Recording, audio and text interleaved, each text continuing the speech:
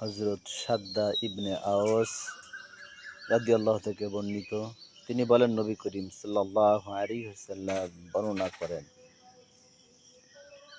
যে ব্যক্তি নিজের নফসকে নিয়ন্ত্রণ করে এবং মৃত্যুর পরবর্তী জীবনের জন্য কাজ করে, সেই প্রকৃত বুদ্ধিমান।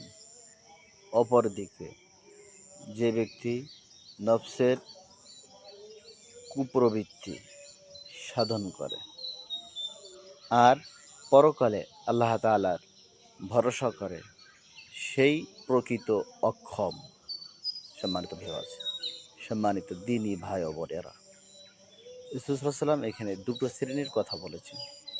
যে প্রকৃত বুদ্ধিমান সেই যে নফসকে নিয়ন্ত্রণ করে এবং মৃত্যুর পরবর্তী যে জীবন, পরকালের যে অনন্ত অসীম সময়ের যে জীবন, এই জীবনের জন্য এখান থেকে কর্ম করে, অর্থাৎ দুনিয়া থেকেই পরবর্তী জীবনের জন্য কর্ম করে, নেক কাজ করে, ভালো কাজ করে, আমলে সালেহ করে, আল্লাহ তাআলার আদেশ নিষেধ মেনে চলে, রাসূল সাল্লাল্লাহু আলাইহি ওয়াসাল্লামের প্রদর্শিত পথ অনুসরণ করে, সেই হচ্ছে প্রকৃত বুদ্ধিমান। বোকা বা অক্ষম ওই ব্যক্তি যে নফসের গোলামি করে, নফসের কুপ্রবৃত্তির সাধন করে, অথচ আল্লাহ তাআলার উপর আস্থা করে, আল্লাহ তাআলার উপর ভরসা করে যে আল্লাহ তাআলা হয়তো বা তাকে ক্ষমা করবেন। রাসূল বলছেন, প্রকৃত বোকা বা অক্ষম ওই ব্যক্তি যে নফসের কুপ্রবৃত্তি সাধন করে, নফস যেটা চায়, যেভাবে চায় সেভাবে সে করে। কিন্তু বুদ্ধিমান সেই ব্যক্তি যে নিজের নফসের গোলামি করে না, নফসকে নিয়ন্ত্রণ করে এবং পরকালের জন্য কর্মকাণ্ড করে, পরকালের জন্য ভালো আমল করে, নেক কাজ করে, আল্লাহ তাআলার আদেশ নিষেধ মেনে চলে। যেন আসুন আমরা নিজের নফসকে নিয়ন্ত্রণ করি এবং মৃত্যুর পরবর্তী অনন্ত অসীম সময়, মহাকালের জন্য, অনন্তকালের জন্য এখান থেকে কর্ম করি।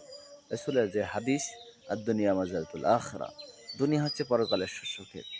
তাহলে পরকালে অনন্ত অসীম সময়ের জন্য এখান থেকে আমাদেরকে আমল করতে হবে, কাজ করতে হবে, কর্ম করতে হবে পরকালের জন্য। তাহলে রাসূল বলছেন, এই ব্যক্তি হচ্ছে প্রকৃত বুদ্ধিমান।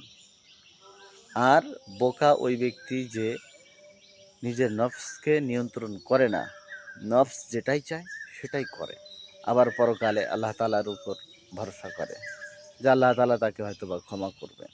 এটাই রাসূল বলছেন, এই হচ্ছে অক্ষম বা বোকা ব্যক্তি।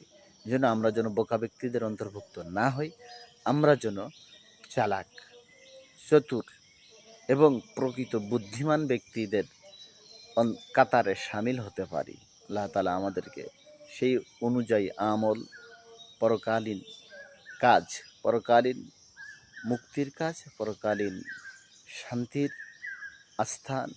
স্থান, অবস্থান বা আবাসস্থলে যাওয়ার মতো কর্মকাণ্ড এখান থেকে করার তৌফিক দান করুন। আমরা যেন প্রকৃত বুদ্ধিমান ব্যক্তিদের কাতারে থাকতে পারি। আল্লাহ তাআলা আমাদের সকলকে সেই তৌফিক দান করুন।